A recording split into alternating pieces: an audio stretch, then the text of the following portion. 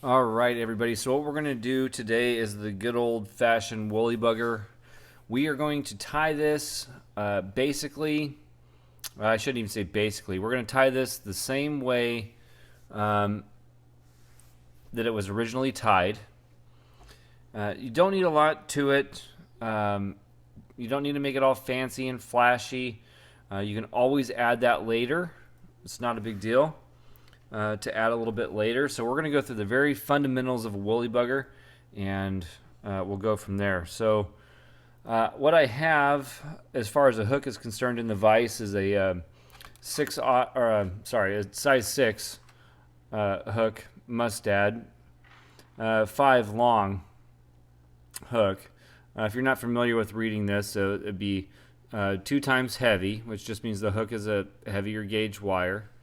5XL is 5 times long. So really you can tie this on what you want. I've seen woolly buggers personally as big as like a size 1. And I've also seen them as small as like a 14. So very wide range of what you can use. I'm just going to use some Uni 80 in black. Just because I like the thinner thread. The better you get at tying these, or any fly for that matter, I think you'll find that the thinner thread works a little better. But the thick thread has a purpose too. So we're going to lay down a thread base starting behind the eye. And if you notice, I'm not using touching turns. I do that for a reason on this, and that's just because it helps grab the marabou for our tail. So I'm going to come just past the hook point. So now we need to select some marabou for the tail. And you're going to get in your pack, a bunch of stuff that looks like this. Really for this, you can use just about anything. If you see this feather here and how you have like these flat points, I'd try to avoid that part. You can use this stuff for other things, but it doesn't give it that flowy feeling at the end of the tail. I think I got a couple there, but yeah. So when I'm going through and selecting it, oh, this one just popped out. This one will work perfect. So something like this will work really good. Get rid of that. And I'm going to pull this other stuff off the back there. There we go. When I'm tying in my tails with the woolly bugger, I like to get all this junk off the back. I don't usually use it. If you want to save it and use it for something else, cool. Or whatever. That's up to you. So, the one thing I've noticed a lot with beginners doing the woolly buggers is the tail. And a lot of the times I'll see them want to have this massive tail that comes out the back. And that's not necessarily where you want it. It might be when you get a little bit better and you want to start adding some other things to the body, but the general rule of thumb and the way that a woolly bugger was originally tied is you want one shank. And so when I'm saying shank, I'm talking about from behind the eye to the barb. So that distance right here. You want to take your thumb and pinch this marabou and rest it right there and see if it comes out to that length. Okay, kind of like I have it here. So I'm a little long on having it 1 times the hook shank length. That's not actually a bad deal. So what you can do is extend this between 1 and 1.5 times the hook shank length. Okay, that's basically the ballpark for how long you want the tail on this. Okay, so there's would be the length of the hook shank.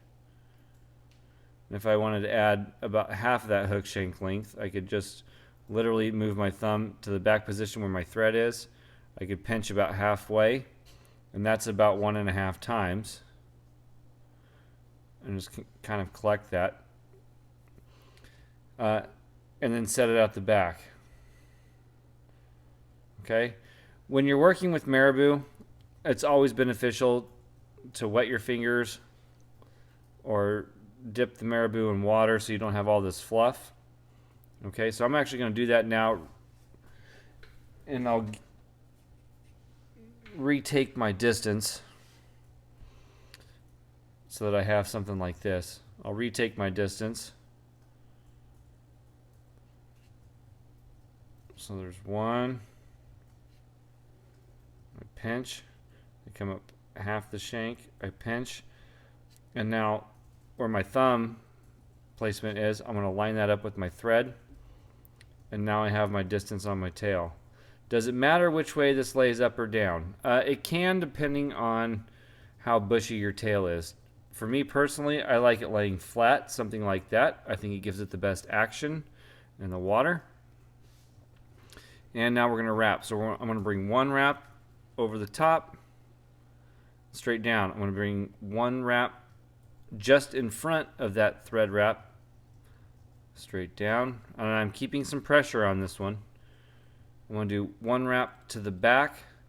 Now that is lock this material in place. If you haven't seen my video on how to lock material in place, that's essentially the wrap I just did. It's kind of a reverse jam knot. And then with any tail that I do, I almost always like to bring my thread under and around, and that helps prop this tail up.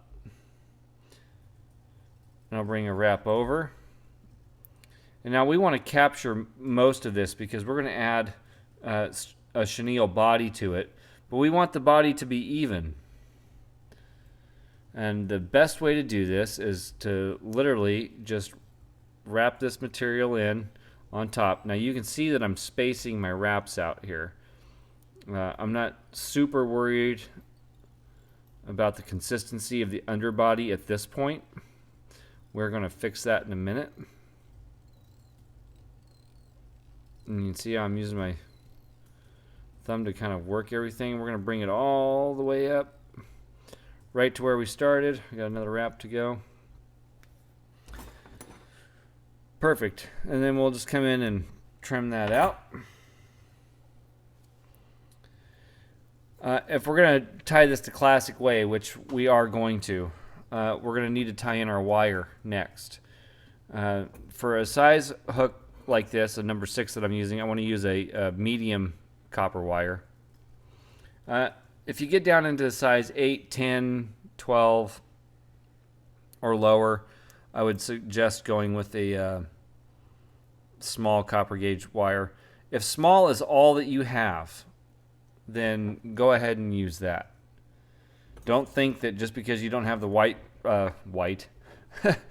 size wire that you're out of the game, because you're not. And so, as I like to do with pretty much all my wire, is I like to tie it in on the bottom side. I'll put a couple turns underneath. I'm going to turn this to the side so you guys can see it. I'm using touching turns there, and I'm going to pull that wire just until that wire sneaks up inside. Whoop. There we go. Just until that wire sneaks up inside my thread wraps. And now I will continue to wrap this back on the bottom side. I'm going to turn that down just because it's a little easier for me to do. Touching turns or close to touching turns is kind of what you want here.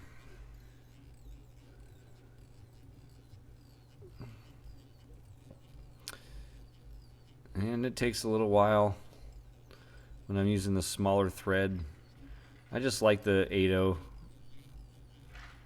I like 6/0 too. I probably should have used 6/0 on here just for expedience, I guess, but I didn't.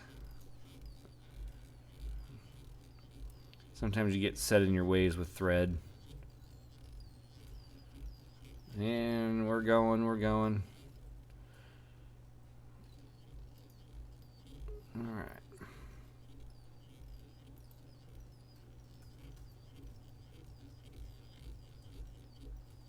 And keep going, keep going. And all the way back to where you tied in the tail. Perfect. Now I'm going to take that wire and move it to the back side and out of the way. Next, the chenille body.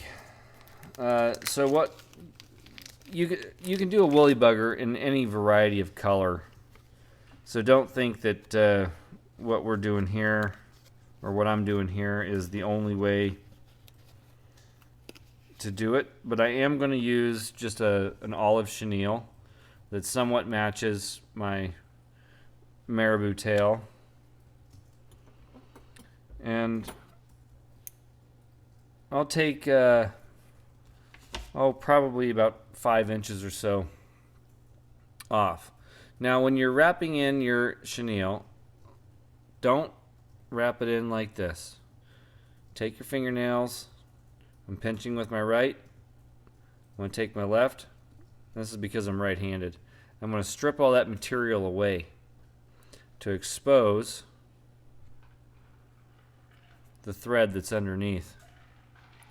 And I have yet to find a chenille that does not have under thread or under wire. So when you're wanting to tie this in and not have a big old clump here or there or wherever, you want to make sure that you strip this out. Whoop. So now I'm going to tie that in so that my chenille winds up at the back. You see, I'm a little far forward here. I'm going to undo that and try it again. Capture it in right at the back. That's much better. We'll take that.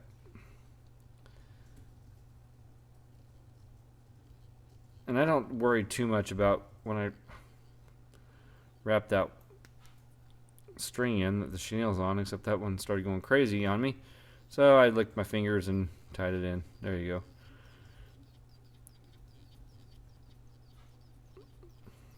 And we're just going to start wrapping forward. And stop.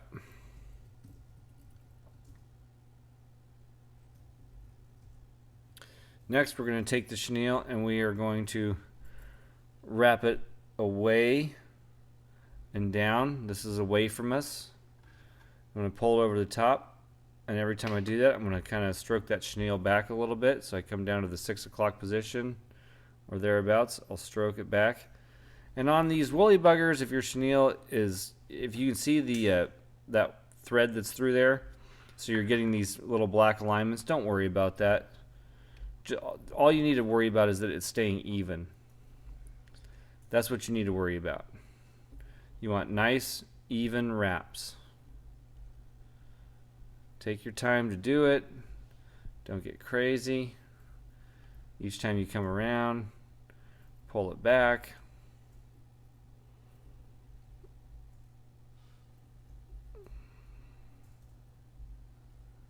And we're going to bring that right up and into the thread, which when I finish this off should be about a bodkin width, or maybe just a little over behind the eye. Ooh, all that stuff, all that chenille is coming off. Now I'm going to cross my thread over the top, and again I like tying my material off on the bottom side. I know you'll see a lot of videos where they'll tie it off on the top or the side or whatever, and that's fine. There's nothing wrong with that, as long as you're consistent.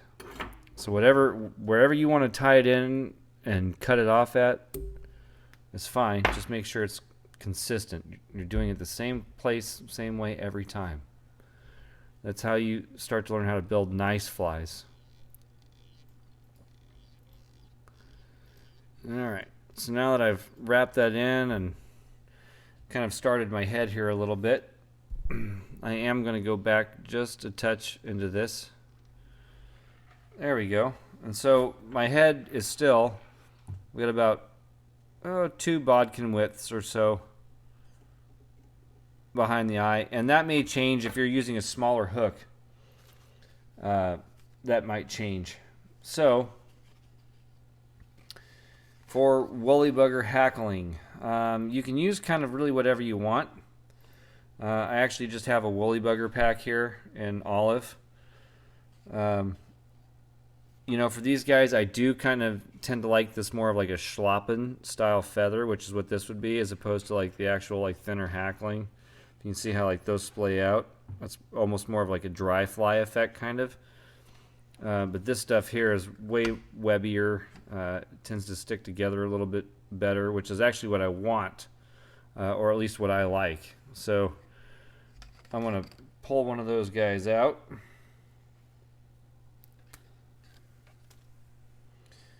And we're going to tie this guy in right up front. So I've got this feather here. And on my Wooly Buggars, I think personally it looks better if you have the big part of your feather up front, and the smaller, as it tapers off to the back, it tapers off back down and towards the tail, or into the tail. So I will literally just, we're literally just going to tie this part on, do a couple wraps over.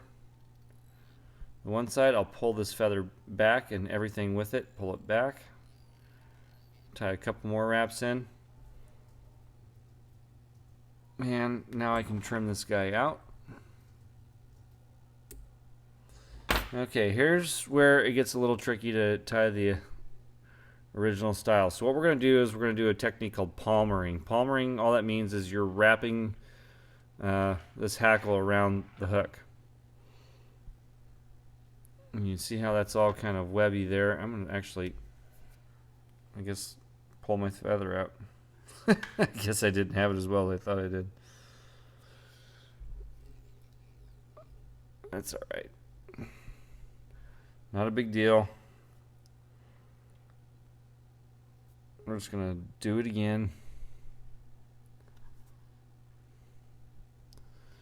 I'll take my stem down, do once, twice, over the back, once, twice, down in front, once, twice. I'm just going to tie this thing off, make sure it doesn't move. There we go. Now we can trim that stem out. That kind of stuff happens to me, it'll happen to you.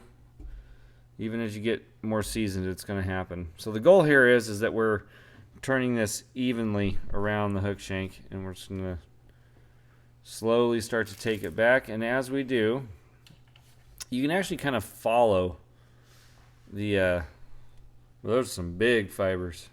That's all right. You can actually kind of just follow the chenille that you wrapped. Well, if you want a big bugger, you use big hackle. And each time you go around, tease all this stuff out. Don't worry about everything else. Don't worry about the short game.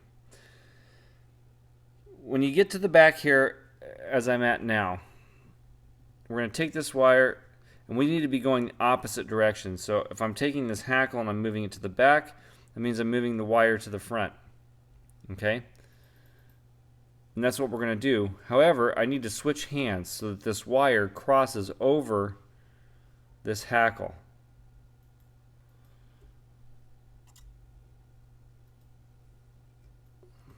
I'll pull it to the front there just so I can get behind it. There we go. Now I can let go. I've got that wire holding on to it. Now when you do the backside wrap, very important, 2 wraps with the wire, touching turns. And actually it works better if you do this quickly. That hackle is actually a little bit bigger than I had anticipated. There we go. So as you wrap forward, every half turn or so, you can see I'm going to kind of start moving quickly, because if I go slow, it's going to trap everything. So every half turn, just pull it out, pull it apart, get all those untrapped. The faster you move this wire, the better off you are. If you go slow, it's going to want to trap. If you move quickly, those fibers want to come undone.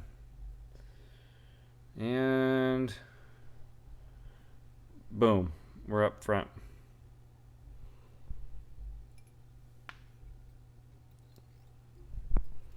Now, I can honestly tell you, this is not the nicest woolly bugger I've ever tied.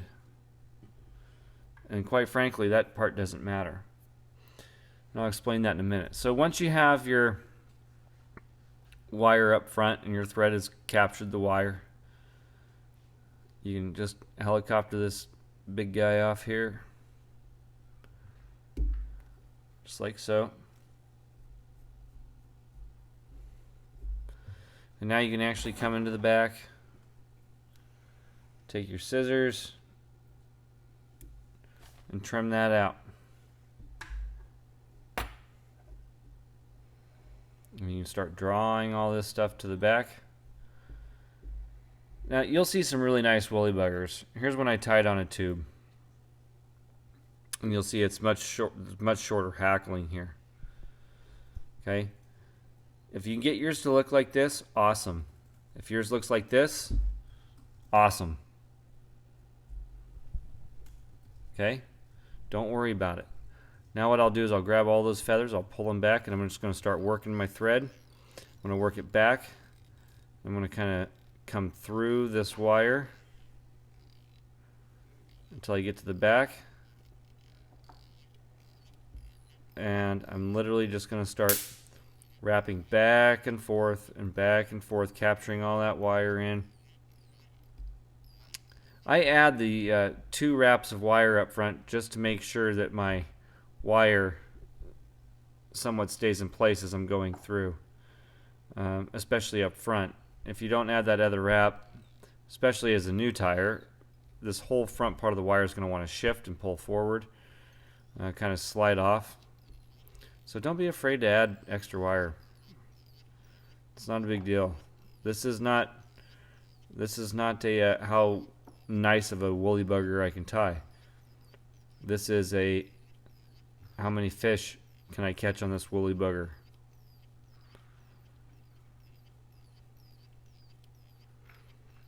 Okay, I guess we're going to speed this process up a little bit. Probably should have used some 6/0 for this big of a hook. But, you know, once again, you kind of get set in your ways. There we go. The smaller thread really allows you to slow down and place those thread wraps where you want them to build a nice head. So if you hear somebody saying, oh, that hackle's too long, that's absolutely nonsense on this pattern. The longer the hackle, the more movement you actually have in the water.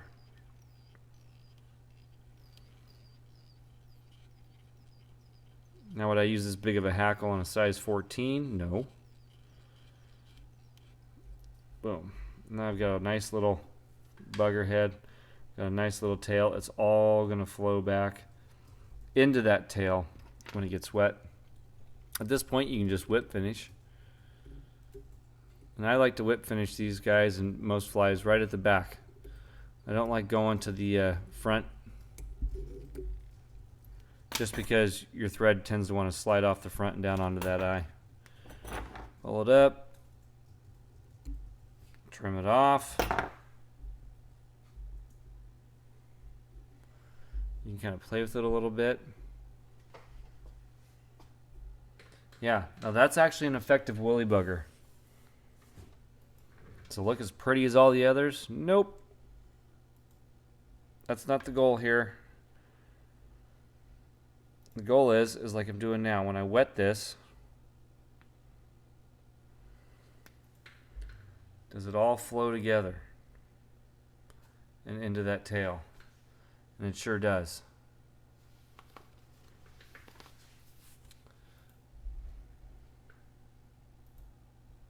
Yep.